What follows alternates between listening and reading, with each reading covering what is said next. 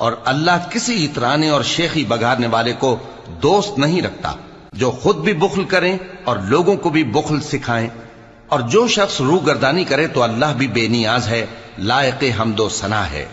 ہم نے اپنے پیغمبروں کو کھلی نشانیاں دے کر بھیجا اور ان پر کتابیں نازل کی اور میزان عدل، تاکہ لوگ انصاف پر قائم رہیں. اور لوہا پیدا کیا کہ اس میں اسلحہ جنگ کے لحاظ سے زور بھی بہت ہے اور لوگوں کے لیے فائدے بھی ہیں، اور اس لیے کہ جو لوگ بن دیکھے اللہ اور اس کے پیغمبروں کی مدد کرتے ہیں اللہ ان کو معلوم کرے.